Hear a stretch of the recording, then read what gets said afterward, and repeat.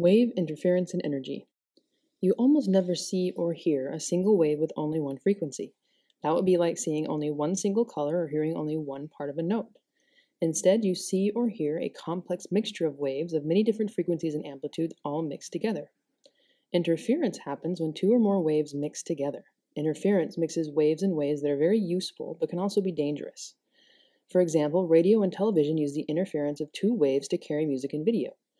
In contrast, sometimes water waves add up to make a gigantic wave that may last only a few moments but can sink even the largest ship.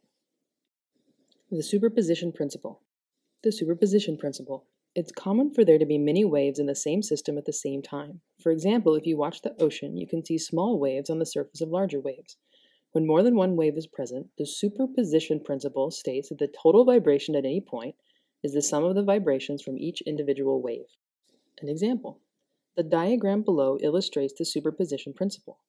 If there are two waves present, A and B, the total vibration at any point in time is the sum of the vibrations from wave A and wave B, as shown in diagram C.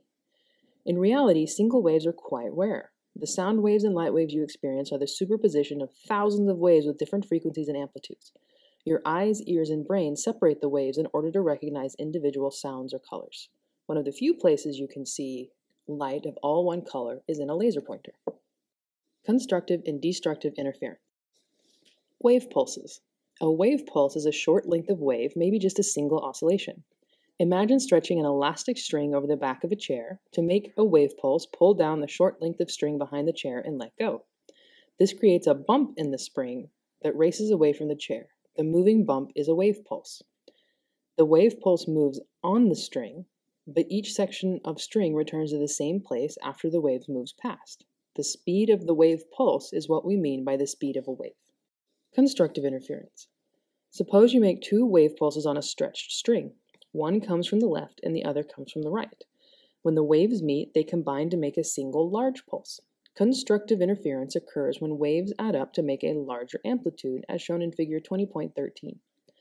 Constructive interference is useful when working with light and sound. For example, when two sound waves constructively interfere, loudness increases. Destructive interference.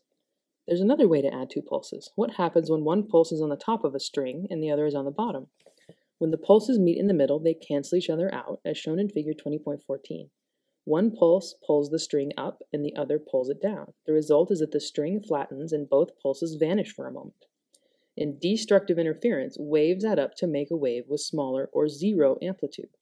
After interfering, both wave pulses separate again and travel on their own. This is surprising if you think about it. For a moment, the middle of the chord is flat, but a moment later, two wave pulses come out of the flat part and race away from each other. Waves still store energy even when they interfere. Noise-canceling headphones are based on technology that uses destructive interference. Natural frequency and resonance. Natural frequency and resonance. As you didn't actually learn in Chapter 19, but we're going to talk about soon, waves can have natural frequency and resonance just like oscillators. But first, a wave has to be caught in a system with boundaries. By itself, light keeps going in a straight line. There is no resonance. But catch the wave between two perfect mirrors and you can get resonance of light waves, which is exactly how a laser works. Resonance and reflections.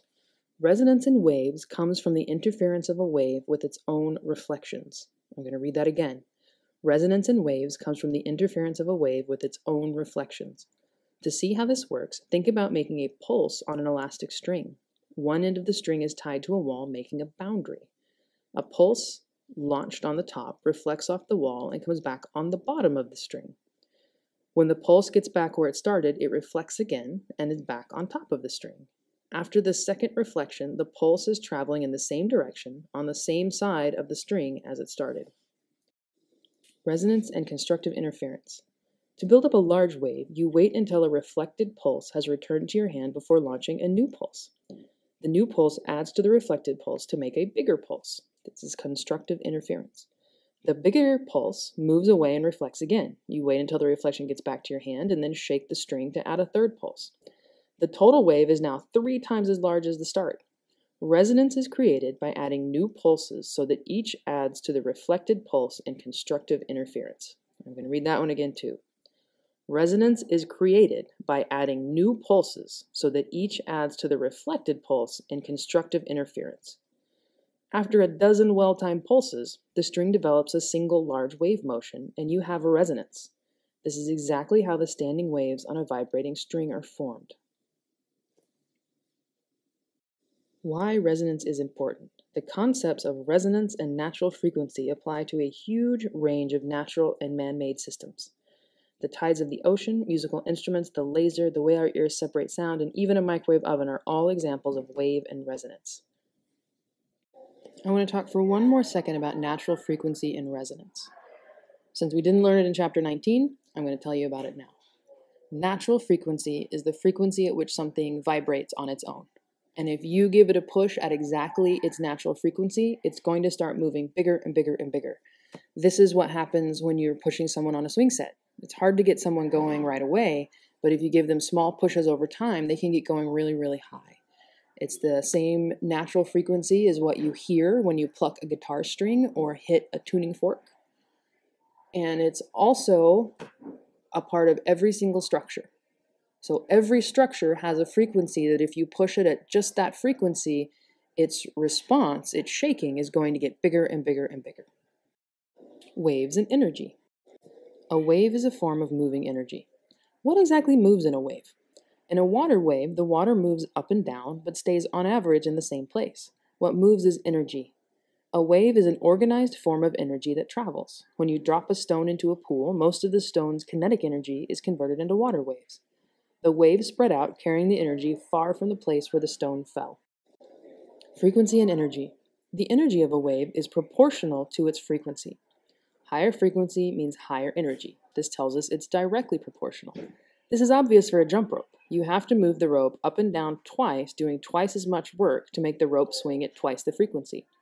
Figure 20.17 shows 3 standing waves with the same amplitude and different frequencies. The wave with the higher frequency has more energy. The result is true for almost all waves. The energy of a wave is proportional, directly proportional, to its frequency. Amplitude and energy. The energy of a wave is also proportional to amplitude. Given 2 standing waves of the same frequency, the wave with the larger amplitude has more energy. With a vibrating string, the potential energy of the wave comes from the stretching of the string. Larger amplitude means the string has to stretch more and therefore stores more energy. Why are standing waves useful?